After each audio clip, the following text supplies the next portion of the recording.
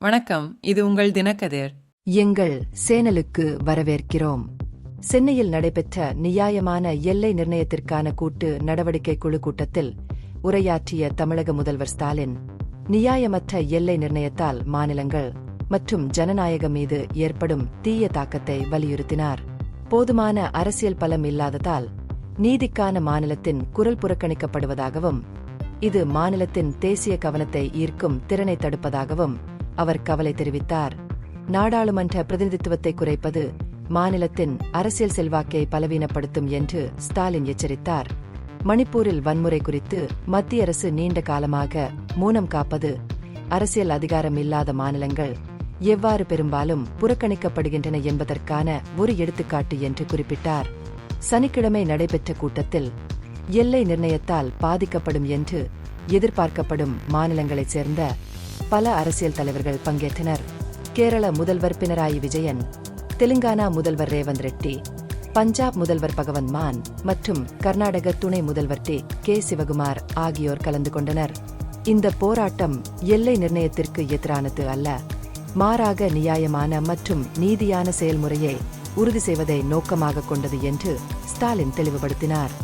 இந்த பிரச்சினை இடங்களின் எண்ணிக்கை மட்டுமல்ல, மாநிலங்களின் அதிகாரம், உரிமைகள் மற்றும் எதிர்காலத்தை பாதுகாப்பது பற்றியது என்றும் அவர் வலியுறுத்தினார். மக்கள் தொகை அடிப்படையிலான எல்லை நிர்ணயத்தின் சாத்தியமான விளைவுகளை எடுத்துக்காட்டிய ஸ்டாலின், பிரதிநிதித்துவம் குறைவது நீண்டகால தாக்கங்களை ஏற்படுத்தும் என்று எச்சரித்தார்.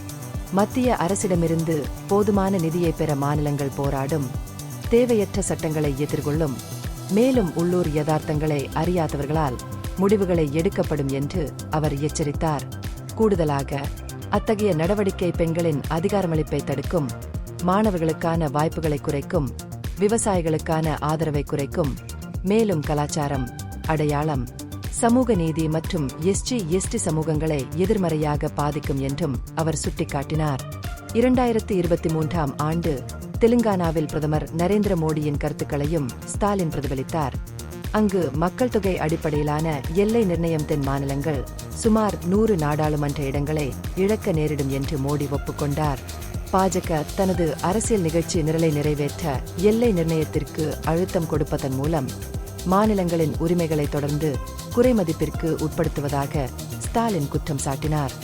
இந்த அச்சுறுத்தலை எதிர்கொள்ள தென் மாநிலங்களிடையே முன்னெப்போதும் இல்லாத ஒற்றுமைக்கு அழைப்பு விடுத்த அவர், ஜனநாயகம் மற்றும் கூட்டாட்சியை பாதுகாக்க தலைவர்கள் கைகோர்க்க வேண்டும் என்று வலியுறுத்தினார். நியாயமற்ற எல்லை நிர்ணயத்திற்கு எதிரான எதிர்ப்பை வலுப்படுத்த அரசியல் மற்றும் சட்ட நடவடிக்கைகளை தொடர ஒரு நிபுணர் குழுவை அமைக்க ஸ்டாலின் முன்மொழிந்தார். நியாயமான எல்லை நிர்ணயத்திற்கான போராட்டம் தொடர வேண்டும் என்று அவர் வலியுறுத்தினார். மேலும் பங்கேற்கும் அனைத்து மாநிலங்களும் தங்கள் நாடாளுமன்ற பிரதிநிதித்துவத்தை அப்படியே வைத்திருப்பதை உறுதி செய்ய வேண்டும் என்று அழைப்பு விடுத்தார். மக்கள் தொகை வளர்ச்சியை கட்டுப்படுத்த முடிந்த மாநிலங்கள் தண்டிக்கப்படக்கூடாது என்பதை வலியுறுத்திய அவர், மக்கள் தொகை அடிப்படையிலான எல்லை நிர்ணயத்தை நிராகரிப்பதில் அனைவரும் உறுதியாக இருக்க வேண்டும் என்று வலியுறுத்தினார். இந்த பகுப்பாய்வு நுண்ணறிவுள்ளதாக கண்டால், முக்கியமான அரசியல் முன்னேற்றங்கள் குறித்த கூடுதல் புதுப்பிப்புகளுக்கு லைக் செய்யவும், ஷேர் செய்யவும், சப்ஸ்கிரைப் செய்யும். இது உங்கள் தினக்கதிர். நன்றி.